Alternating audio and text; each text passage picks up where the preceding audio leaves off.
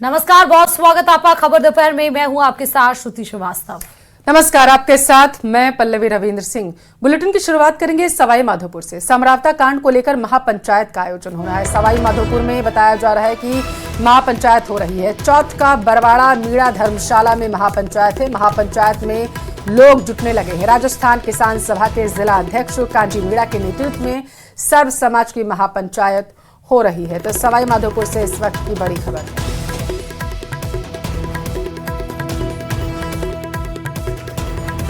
तो महापंचायत में लोग जुट रहे हैं। समरावता कांड को लेकर ये महापंचायत है। बताते चले कि 13 तारीख को जब उपचुनाव हुए थे और उसके बाद से निर्दलीय प्रत्याशी नरेश मीणा ने एसडीएम को थप्पड़ डाला था। उसके बाद से विवाद टूट पकड़ा था। नरेश मीणा को गिरफ्तार भी किया गया था। समर्थकों के द्वारा जोरदार प्रदर्शन भी किया गया था। पूरे क्षेत्र में पुलिस तैनात की गई थी और उसके बाद से आज इसको लेकर महापंचायत है। चौथ का बरवाड़ा मीणा धर्मशाला में ये महापंचायत है, जहां पर लोग लगातार जुट रहे हैं। सैकड़ों की संख्या में लोग वहां पर पहुंच भी चुके हैं।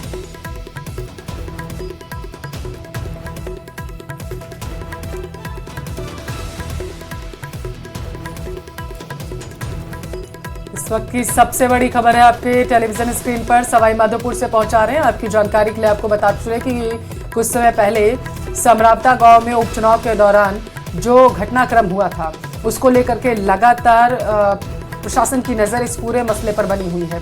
और आज बताया जा रहा है कि महापंचायत हो रही है। इस महापंचायत में कई जनप्रतिनिधि जो हैं वो भी जुट रहे हैं और इसके साथ साथ कई संगठन के जो पदाधिकारी हैं वो भी जुट रहे हैं और आम लोगों की संख्या बहुत ज़्यादा यहाँ पर बढ़ चुकी है। बड़ी संख्या में आम लोग भी यहाँ पर पहुंचे हुए महापंचायत का हिस्सा बनने के लिए। समरावता कांड को लेकर के इस महापंचायत का आयोजन किया गया है, ये बताया जा रहा है, जिसमें हर एक मुद्दे पर विस्तार से विचार विमर्श किया जाएगा, ऐसी जानकारी है। ज्यादा जानकारी के साथ संवाददाता गिरिराज खबर पर जुड़ चुके हैं। समरावता को लेकर ये गिरिराज, आज महापंचायत हो रही है, क्या कुछ इसमें होना है? आज देखिए, समरावता को लेकर के आज सवाई माधोपुर जिले के चौथ का बरवाड़ा कस्बे स्थित जो मीणा धर्मशाला है, इसके प्रांगण के अंदर आज ये महापंचायत का आयोजन किया गया है, जिसमें मीणा समाज के अलावा भी अन्य जो समाज के जो लोग हैं वो इस जो महापंचायत है इसमें जुटना शुरू हुए हैं। और इसमें जो समरावता जो कांड हुआ था सारा, उनके तमाम मुद्दों पर इसमें वार्ता होगी। जो सभी जो वक्ता है वो अपने अपने विचार है वो इस पर प्रस्तुत करेंगे। उसके बाद में कुछ निर्णय भी इस महापंचायत में लिए जा सकेंगे, क्योंकि नरेश मीणा अभी इस वक्त न्यायिक हिरासत में है। तो जो समाज के लोग हैं उसे न्यायिक हिरासत से रिहा करने की मांग भी कर रहे हैं। इसके अलावा जो अन्य जो प्रशासनिक स्तर पर या जो कार्मिक जिनकी वहां पर ड्यूटी थी, जो उस वक्त वहां पर तैनात थे, उन दोषियों के विरुद्ध किस कदर कैसी कार्रवाई उन पर की जा सकती है, उसकी भी मांग इसके अंदर कर रहे हैं। नरेश मीणा के जो पिता हैं वो इस महापंचायत में मौजूद हैं और इसके अलावा जो गुर्जर नेता है प्रहलाद गुंजर, उनके भी इस महापंचायत में पहुंचने की संभावना है। तो महापंचायत है वो शुरू हो गई है। इसमें जो वक्ता है वो अपने अपने विचार फिलहाल जो महापंचायत के समक्ष वो रख रहे हैं। जी, कौन से मुख्य बिंदुओं पर विचार विमर्श किया जाएगा? देखिए, मुख्य रूप से मुद्दा है नरेश मीणा की रिहाई का। उसके बाद में दूसरा मुद्दा है जो तत्कालीन उस वक्त जो एसडीएम वहां पर मौजूद थे उनके विरुद्ध कार्यवाही का। इसके अलावा भी अन्य कई सारे मुद्दे हैं जहां पर आगजनी की घटना हुई थी। उस आगजनी की घटना में ग्रामीणों का जो नुकसान हुआ, वाहनों का जो नुकसान हुआ, उनकी भरपाई को लेकर के ऐसे कई तमाम जो मुद्दे हैं उन सभी पर वार्ता हो रही है। जी, बहुत शुक्रिया आपका जानकारी पहुंचाने के लिए गिरिराज। तो हमारे संवाददाता गिरिराज बता रहे थे कि किस तरीके से महापंचायत को आगे बढ़ाया जा रहा है। और चलिए, चौक से बड़ी खबर इस बीच आपको बता रहे हैं। समरावता में थप्पड़कांड और उपद्रव मामला आया है। केसी घुमरिया ने टोंक में लोगों से मुलाकात की है।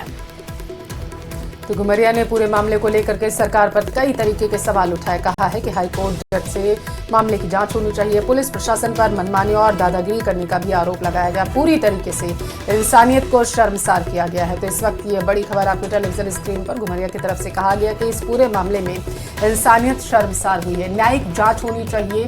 न्यायिक जांच से ही दूध का दूध और पानी का पानी हो पाएगा। गलती करने वाले अधिकारियों पर SC/ST में केस दर्ज होना चाहिए। ग्रामीणों की संपत्ति के नुकसान का मुआवजा भी उन्हें मिलना चाहिए। सरकार और विपक्ष कोई भी इस मामले को सीरियस नहीं ले रहा है। जिनको संदेह है वो यहाँ आकर देखें, संदेह दूर करें। ये बातें उनकी तरफ से कही गई।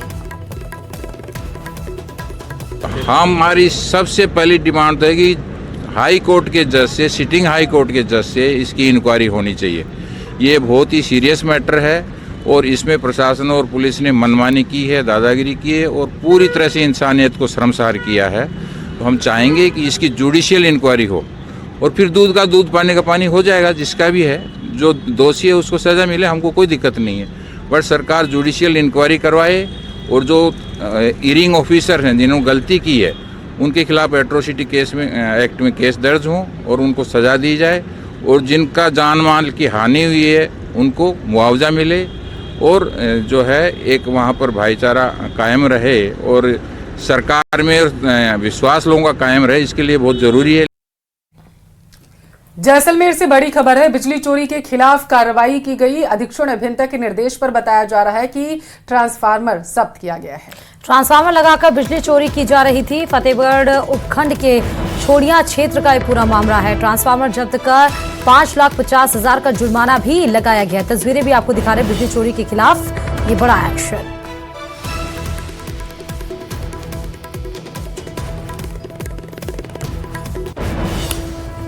और अब बात श्री गंगानगर की, जहां पर प्रेम नगर में राह चलती एक महिला से बाइक सवार 2 बदमाशों ने पर्स छीनकर फरार हो गए।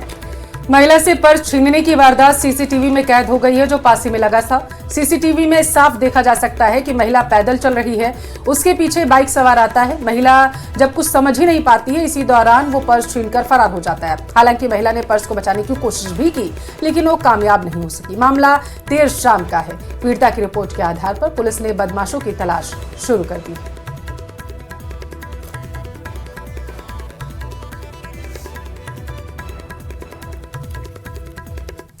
अजमेर में श्रीनगर थाना क्षेत्र के 4 साल की मासूम से रेप की घटना हुई है। मासूम को गंभीर हालत में श्रीनगर अस्पताल ले जाया गया, जहां से उसे अजमेर जनाना अस्पताल रेफर किया गया। आरोपी भी नाबालिग बताया जा रहा है। तो वह रिश्ते में भाई लगता है। थाना प्रभारी जसवंत सिंह ने बताया है कि पीड़िता की मां ने रिपोर्ट में बताया है कि वह अपनी 4 साल की बेटी के साथ खेत में थी। इस दौरान रिश्ते में भाई लगने वाला नाबालिग खेत पर आया, मासूम को खिलौने के बहाने अपने साथ ले गया। मासूम ने उसके साथ, बताया जा रहा है, जघन्य वारदात को अंजाम दिया गया। मासूम के साथ मासूम के रोने और चीखने पर आरोपी उसे छोड़कर फरार हो गया।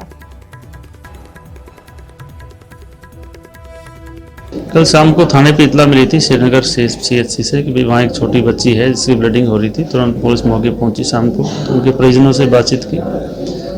तो हमारे पास ही गांव है एक श्रीनगर थाना क्षेत्र में, तो उस गांव की छोटी बच्ची है, उसी मोहल्ले के और उसी पड़ोस में एक लड़का है जिसके आरोप बताया गया था कि भाई आरोपी ने बच्ची के साथ कुछ घटना कारित की है, गलत कार्य किया है।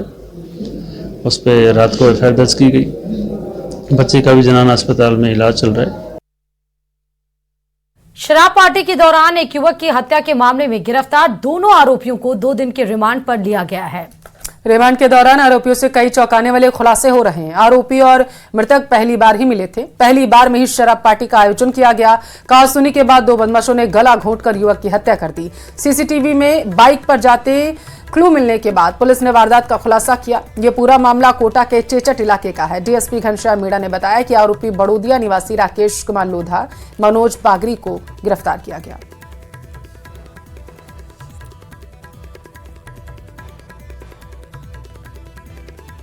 तो मैं खुद घटनास्थल पर पहुंचा था। डेड बॉडी औंधे लेती हुई थी, उसके ऊपर 3-4 पत्थर रखे हुए थे। प्रथम दृष्टया ही मर्डर होने का अंदेशा जाहिर हो रहा था। हमने CCTV फुटेज के आधार पर मृतक की पहचान की तो विनोद मेघवाल निवासी रैनखेड़ा, थाना रावतबाटा, चित्तौड़गढ़ के रूप में पहचान की। बीकानेर की कृषि उपज मंडी में किसानों के आराम के लिए बनाया गया कृषक विश्राम गृह इन दिनों अपनी बदहाली पर आंसू बहा रहा। लाखों रुपए की लागत से बना विश्राम गृह मंडी प्रशासन की बेरुखी के कारण खंडहर में तब्दील होने लगा। किसानों के मुताबिक भवन में कचरा भरा पड़ा है, फर्श और दीवारों से प्लास्टर उखड़ रहा है।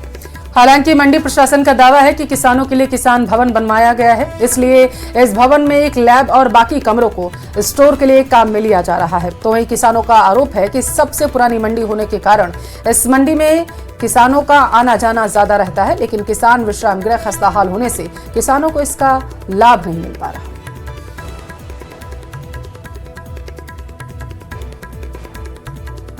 सबसे बड़ी मंडी है मूंगफली की, मूंगफली की सबसे बड़ी मंडी होने के कारण मूंगफली की आवक ज़्यादा होती है और वहाँ पे भी वो भी सही ढंग से संचालित है। नया वहाँ पे मूंगफली की कोई टेस्टिंग की कोई लेबोरेटरी है, जबकि मूंगफली का जो रेट है तेल के आधार पर टेस्टिंग होकर रेट दिया जाता है। दोनों तरीके से ये सही ढंग से इस बिल्डिंग का उपयोग नहीं हो रहा है। नहीं, हमारे किसान विश्राम गृह है वो तो काफ़ी टाइम से आपकी बात से ये बंद है। उसमें हमारी जो इनाम की लैब है वो चल रही है। किसानों के लिए हमारे पास अलग से जो किसान भवन है वो व्यवस्थित रूप से चल रहा है। ये हमारे जैसे सीजनली मोस्टली तो जैसे सरसों का सीजन होता है उसमें हमारे पास ऑयल टेस्टिंग मशीन है। अभी हमारी ग्राउंडनट का सीजन चल रहा है। ग्राउंडनट के जो पैरामीटर हैं उसके अकॉर्डिंग हम उसको टेस्ट नहीं कर पा रहे हैं। अन्न का कटोरा के रूप में प्रसिद्ध मरुधरा के सरहदी जिले श्री गंगानगर की गंग कैनाल में पर्याप्त मात्रा में पानी उपलब्ध नहीं होने की वजह से रबी की फसल की बिजाई प्रभावित हो रही है। जीवनदायिनी गंग कैनाल में 2500 क्यूसेक पानी के बजाय महज 1600 से 1700 क्यूसेक पानी है, जिसका सीधा प्रभाव गंग कैनाल से जुड़े किसानों पर पड़ रहा। प्रभावित किसानों का कहना है कि सिंचाई विभाग गंग कैनाल संगम अध्यक्षों और प्रोजेक्ट चेयरमैन के द्वारा बार पानी उपलब्ध कराने का आश्वासन दिया जा रहा, लेकिन एच माइनर के किसानों को पानी नहीं मिल पा रहा। किसानों ने कहा है कि अगले 20 दिनों में पर्याप्त मात्रा में सिंचाई पानी नहीं मिला तो फसल बुरी तरीके से प्रभावित होगी।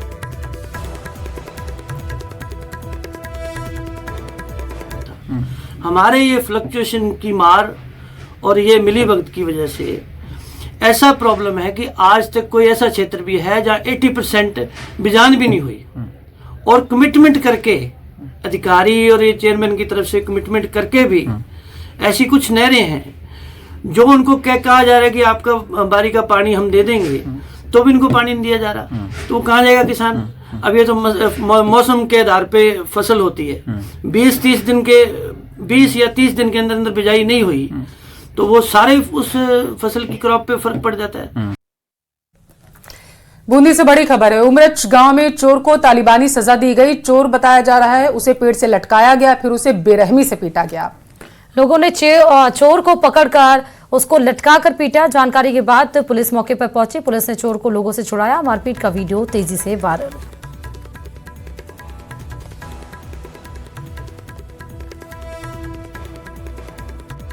सूचना प्राप्त हुई थी कि उमरच गांव में किसी अज्ञात व्यक्ति को ये कुएं पे जो मोटरों के जो तार चोरी करते हैं उनमें से किसी को पकड़ के बिठा रखा है वहाँ पे। तो सूचना पर मैं वहाँ उमरच गांव गया था तो वहाँ एक चबूतरे पे हंसराज चौधरी चौथमल चौधरी निवासी ठीकरिया कला थाना तालेड़ा के व्यक्ति को वहाँ बिठा रखा था। तो मैंने गाँव वालों से पूछताछ करी तो उन्होंने बताया कि साहब ये हमारे खेतों में जो मोटरें लगी हुई है समरसिबल्स वगैरह उनके तार ये चोरी करता है और हमने इसको संदिग्ध स्थिति में वहाँ ये चोरी करते हुए इसके पास में कोई तारों के टुकड़े वगैरह भी मिले तो हमने इसको पकड़ के बिठा रखा था। तो मैं गाँव वालों की मदद से उसको थाने लाया था। तो पूर्व में उसके खिलाफ कोई तालेड़ा थाने में भी चोरी का प्रकरण दर्ज है। तो वो तालेड़ा पुलिस से संपर्क किया तो तालेड़ा पुलिस को फिर सुपुर्द कर दिया गया। और चलिए बड़ी खबर इस बीच आपको भरतपुर से बताते चले। भागवत कथा की चंदा राशि के विवाद को लेकर फायरिंग जैसी जघन्य वारदात को अंजाम दिया गया। अचानक उत्तेजित हुए फौजी युवक ने बताया जा रहा है पिस्टल से ताबड़तोड़ फायरिंग की है। फायरिंग से ग्रामीणों में दहशत का माहौल है। वहां भगदड़ मच गई। ग्रामीणों ने दीवारों की ओट में छुपकर किसी तरीके से अपनी जान बचाई। ग्रामीण हेतराम के कान के बगल से गोली निकली है जिसकी वजह से बमुश्किल उसकी जान बची है। तो ये बड़ी खबर आपके टेलीविजन स्क्रीन पर है। बताया जा रहा है कि बयाना कोतवाली थाना इलाके के गांव नगला सराय भंबू की ये घटना है। तो चंदा राशि के विवाद को लेकर ये गोलीकांड आप देखिए तस्वीरें निकलकर सामने आई। भागवत कथा की चंदा की राशि को लेकर ये विवाद हुआ। उसके बाद फायरिंग हुई। फौजी युवक ने पिस्टल से ताबड़तोड़ फायरिंग की। कान से छूती हुई ये गोली वहां पर गई है। फायरिंग से ग्रामीणों में भगदड़ भी मच गई है। बड़ी खबर आपको भरतपुर से। ज्यादा जानकारी के साथ संवाददाता दीपक जुड़ चुके हैं। दीपक, चंदा राशि को लेकर ये विवाद का क्या मामला? देखिए, ये कोतवाली थाना इलाके का गांव है सराय भंबू, जहां पर भागवत कथा होनी थी जिसको लेकर के चंदा एकत्रित किया गया था, लेकिन किसी कारणवश गांव में एक महिला की मौत हो गई जिसके कारणवश जो भागवत कथा है वो नहीं हो रही थी। तो ऐसे में जो चंदा राशि एकत्रित की गई थी उसे दानदाताओं को वापस करने के लिए एक बैठक बुलाई थी और वहां बैठक में आपस में कोई विवाद हो गया तो एक फौजी बताया जा रहा है उसने उत्तेजित होकर के जो फायरिंग की वहां पर, और फायरिंग इस तरह से की गई कि भगदड़ मच गई। लोगों ने इधर उधर छुप करके अपनी जान बचाई। घटना की सूचना पर बयाना थाना पुलिस मौके पर पहुंची है। एक जो वहां जो बैठक हो रही थी उसमें एक व्यक्ति मौजूद था, उसके द्वारा पुलिस को तहरीर दी गई है और पुलिस द्वारा पूरे मामले की जांच की जा रही है। वहां मौके पर पहुंच करके जो खाली कारतूस है वो भी पुलिस ने बरामद किए हैं। अब जिस युवक ने ये फायरिंग की है वो फौजी बताया जा रहा है, उसकी तलाश में पुलिस लगातार वहां पहुंची हुई है और जो गिरफ्तारी की जो प्रक्रिया है वो पुलिस द्वारा की जा रही है। पुलिस का यह कहना है कि पूरे मामले में जो तहरीर दी गई है उसके आधार पर जो कार्रवाई है वो की जाएगी। जी, कोई घायल भी हुआ क्या दीपक? देखिए, एक युवक के कान के पास में गोली लगी है, ज्यादा गंभीर घायल नहीं है, उसे सामान्य जो है उपचार दिया गया है। लेकिन सबसे बड़ी बात यह है कि भागवत कथा होनी थी गांव में, उसके लिए ये चंदा राशि एकत्रित की गई और चंदा राशि को जब वापस करने की जो बात थी उसको लेकर के जो बैठक हुई थी उसमें इस तरह से फायरिंग होना अपने आप में एक बड़े सवाल खड़े करता है, क्योंकि वहाँ पंचों को जो लेकर के जो पंचायत जोड़ी गई थी वह बैठक में काफी संख्या में लोग मौजूद थे, काफी महिलाएं वहाँ मौजूद थी, आसपास के और लोग मौजूद थे और वहाँ पर इस तरह से घटना है वो घटना घटी। और निश्चित तौर पर ऐसी घटनाएं ग्रामीण क्षेत्रों में चिंता का सबब बन जाती है। दीपक, बहुत शुक्रिया आपका जानकारी पहुंचाने के लिए। सादुलपुर कस्बे के गांव बैरासर छोटा के मुख्य चौक पर रविवार सुबह पीने के पानी की किल्लत के विरोध में महिलाओं ने प्रदर्शन किया है। जलदाय विभाग के खिलाफ नारे भी लगाए गए। गांव में लगातार कई दिनों से सर्दियों के मौसम में भी पानी की समस्या बनी है। और इस दौरान एडवोकेट गायत्री पुनिया ने कहा है कि गांव बैरासर छोटा पंचायत मुख्यालय है, मगर यहां मूलभूत सुविधा ढाणी से भी कम मिल रही है। कई दिनों से पानी नहीं आ रहा। ग्रामीणों ने 3 दिन में पानी बिजली सप्लाई शुरू नहीं करने की चेतावनी दी। कहा, अगर नहीं शुरू की गई है तो हम आंदोलन करेंगे।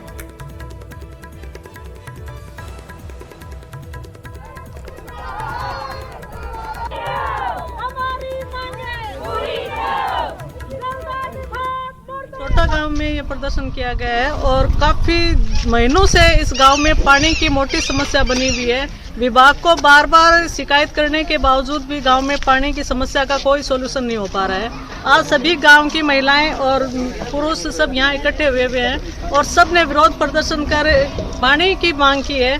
और हमारी ये भी चेतावनी है जलदाय विभाग को कि 2 दिन के अंदर अगर पानी की समस्या का हल नहीं हुआ तो हम रोड जाम करके विरोध प्रदर्शन करेंगे। इधर राजस्थान हाईकोर्ट सहित प्रदेश की करीब 230 बार एसोसिएशन के वार्षिक चुनाव 13 दिसंबर को आयोजित किए जाएंगे। चुरू बार एसोसिएशन के लिए भी चुनाव प्रक्रिया शुरू हो चुकी है। यहां नामांकन प्रक्रिया पूरी होने के बाद चुनाव लड़ने वाले उम्मीदवारों के नाम करीब तय हो चुके हैं। निर्वाचन अधिकारी एडवोकेट गजेंद्र खत्री ने बताया है कि मतदान के बाद इसी दिन गणना की घोषणा भी की जाएगी।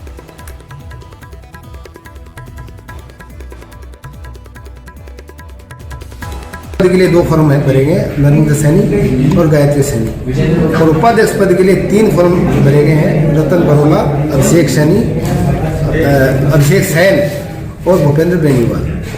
और महासचिव पद के लिए संजय खान का एकमात्र फॉर्म आया है। सचिव पद के लिए 2 फॉर्म अप्लाई किए गए, महेश थालोड़ और कैफ खिलजी, और 1 कोषाध्यक्ष और पुस्तकालयाध्यक्ष के लिए फॉर्म अप्लाई है। सुजानगढ़ में अहिंसा विकास मंच के अध्यक्ष सुभाष बेदी ने भारत सरकार से मांग की है कि देश में गौ संरक्षण के लिए प्रत्येक घर को सब्सिडी दी जाए। इसी प्रकार दूध से जुड़े उत्पादन संबंधी रोजगार भी दिया जाए। बेदी ने प्रदेश को विशेष दर्जा देने की भी मांग की है।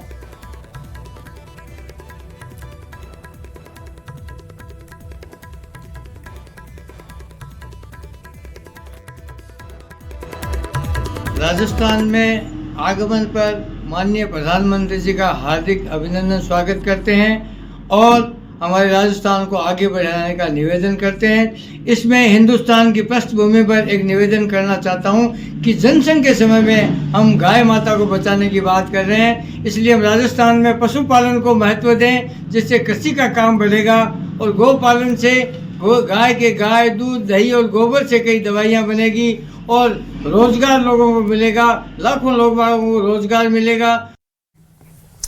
राजसमंद के चारभुजा से खबर है। देसूरी की नाल में स्कूली विद्यार्थियों की बस जो है वो एक्सीडेंट के मामले में एक अपडेट सामने आया। एक्सीडेंट के बाद परिजनों और ग्रामीणों में काफी ज्यादा आक्रोश देखने को मिल रहा। अस्पताल के बाहर परिजनों के विलाप करने की भी तस्वीरें सामने आई हैं। चारभुजा अस्पताल के बाहर भारी पुलिस बल तैनात कर दिया गया है। घटना से नाराज ग्रामीणों ने सड़क पर जाम भी लगा दिया। तो आपको बता दें कि बस जो है वो पलट गई थी, जिसकी वजह से कई छात्र घायल हुए हैं। अब जो है परिजनों में काफी आक्रोश है। कई परिजनों का रो रो कर बुरा हाल है।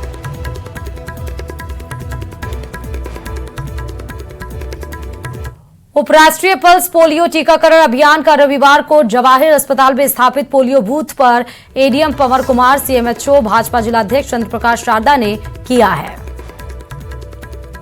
शुभारंभ कर दिया है। अभिभावकों को अपने 5 वर्ष तक की आयु के सभी बच्चों को दवा पिलाने के इस दौरान उनकी तरफ से अपील भी की गई है। तो इस कार्यक्रम का शुभारंभ उनकी तरफ से कर दिया गया।